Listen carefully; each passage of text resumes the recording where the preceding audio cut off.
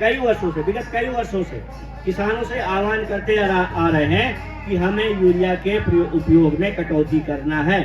इसके बहुत सारे दुष्परिणाम सामने आ रहे हैं। पहला दुष्परिणाम ये है कि हमारी जमीन बंजर होती जा रही है। दूसरा, उसका मानव स्वास्थ्य पर भी बुरा असर पड़ रहा है। हमारा जल, जमीन के अंदर जल भी प्रदूषित हो रहा है, वातावरण भी प्रदूषित हो रहा है। बहुत खतरनाक नाइट्रस ऑक्साइड जैसी गैस यूरिया वातावरण में यूरिया छोड़ती है, जो कि कार्बन डाइऑक्साइड से कई गुना घातक है।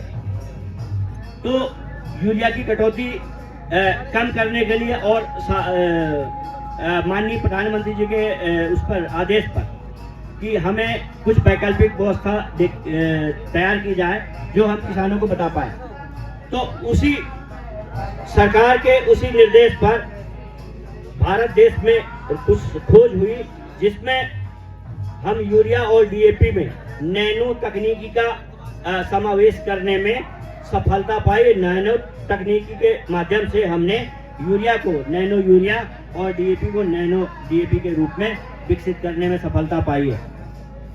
अभी ये करीब 20-21 से करीब लगभग हमारा यूरिया चल रहा है और 23 में लगभग डीएपी आया था। तो इसमें बहुत सारी समस्याएं थी प्रयोग करने में। मेन समस्या क्या थी कि हमें कैसे प्रयोग करना है। इसमें तीन चीजें महत्वपूर्ण है।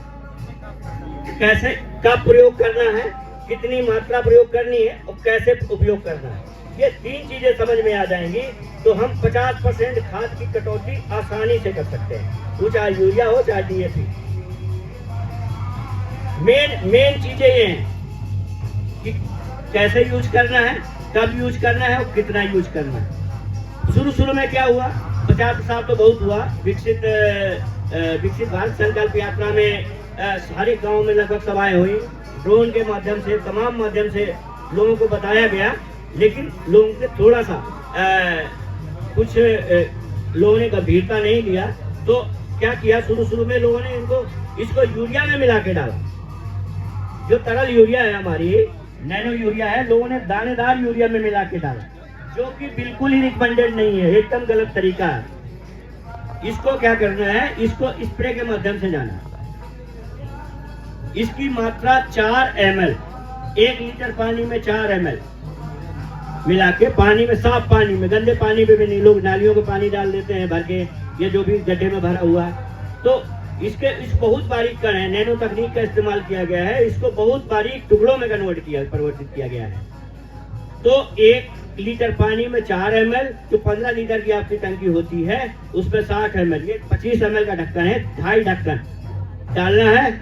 और कब डालना है, अवस्था लोगों ने क्या हुआ कि 20 दिन की फसल हुई, स्प्रे कर दिया। 20 दिन की फसल में पत्ते पर्याप्त नहीं होते हैं। यदि 20 दिन की फसल में लोग डालेंगे इसको तो रिजल्ट नहीं आएगा, परिणाम नहीं आएगा, क्योंकि ये पत्तों में नहीं जाके जमीन में जाएगी। ये पत्तों से अवशेषित होता है, तो जब जमीन में जाएगी तो इसके परिणाम नहीं आएंगे। तो हम 50% यूरिया रिप्लेस करने की बात कर रहे हैं। पहली खुराक हमें यूरिया की दानेदार यूरिया से देनी है, जो हम अमूलतः 20 से 25 दिन की अवस्था में देते हैं। उसमें चूंकि फसल के पत्ते नहीं कम होते हैं, उसमें झाड़ कम होता है, मिट्टी को ढकता नहीं है, तो ज्यादातर वो जमीन में चला जाता है। थोड़ा बहुत 5-10% पत्तों में जाता है, वो काम करता है। तो पहली खुराक हम दानेदार यूरिया से देंगे, बोरी वाली यूरिया से। इसके बाद दूसरी तीसरी खुराक जो भी देते हैं, हमें दानेदार यूरिया से देने की जरूरत नहीं, ये पर्याप्त है। इसकी खुराक, दूसरी खुराक यूरिया की करीब 40-45 दिन में पड़ती है। जो यूरिया की दूसरी खुराक गेहूं में या धान में 40-45 दिन पर पड़ती है। उस पर हम क्या करेंगे, इसको एक पंप में 2.5 ढक्कन लेके साफ पानी में, और एक खेत में कम से, एक एकड़ में कम से कम 100 से 125 लीटर पानी होना चाहिए। एक चीज और ध्यान देना चाहिए, पत्तियों के रंध्र होते हैं, जो छेद होते हैं, स्टोमेटा होते हैं, उसके माध्यम से ये पत्तियों के अंदर अवशोषित होती है। तो वो क्षेत्र क्या होता है, जब धूप ज्यादा तेज होती है तो धूप से बचाने के लिए पत्तियां अपना वो रंध्र जो है बंद कर लेती है, क्योंकि पत्तियों का पानी धूप में न उड़ जाए। तो इसलिए धूप की तेज धूप की अवस्था में स्प्रे नहीं करना है। मेन काम होता है इसका जड़ का विकास करना, जड़ों का विकास होगा तो पौधे का विकास अच्छा होगा। जब हम दानेदार डीएपी जमीन में डालते हैं तो बीज से दूर पड़ता है, डीएपी का स्वभाव होता है, जो डीएपी का स्वभाव होता है फास्फोरस का, वो चलायमान नहीं होता है, आपने जहाँ डाल दिया वहीं पड़ा रहेगा। तो चूंकि बीज से यदि दूर है तो जड़, जो पौधे के बीज में भोजन होता है, उसी भोजन को लेकर के जड़ जाएगी वहां तक, तब जाके उसको डीएपी मिलेगी। लेकिन इसको क्या करना है, इससे बीज शोधन करते हैं, बीज शोधन करते हैं, और कुछ रुपाई वाली जो फसलें हैं उसमें जड़ शोधन करते हैं। डायरेक्ट हमें बीज पे या जड़ पे देना है इसको। तरीका क्या है, बीज शोधन के लिए 5 ml इसका 5 ml इसका डीएपी लेकर के, 5 ml ये तरल डीएपी लेकर के, वो कुछ थोड़ा सा पानी मिलाना है, 1 किलो बीज के लिए है। 1 कुंतल के लिए ये ढक्कन 25 ml का है, फिर 25 किलो बीज के लिए 5 किलो बीज, 1 कुंतल के लिए 500 ml की बोतल, आधा लीटर की बोतल है, आधा लीटर की ही पैकिंग आती है। डीएपी में 250 ml की भी आती है, यूरिया में केवल आधा लीटर की आती है। तो ये आधा लीटर की बोतल 1 कुंतल बीज के लिए है। इसमें 2-2.5 लीटर 3 लीटर पानी मिलाएंगे, जिससे 1 कुंतल बीज को मोआ लगाने के लिए पर्याप्त हो जाए।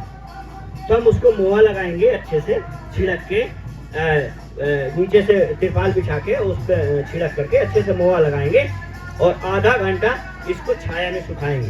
तो इसका जो भी पानी है वो बीज के अंदर चला जाएगा, और नैनो कण है, नैनो डीएपी के कण है, उस पानी के माध्यम से बीज के अंदर चले जाएंगे, स्टोर हो जाएंगे।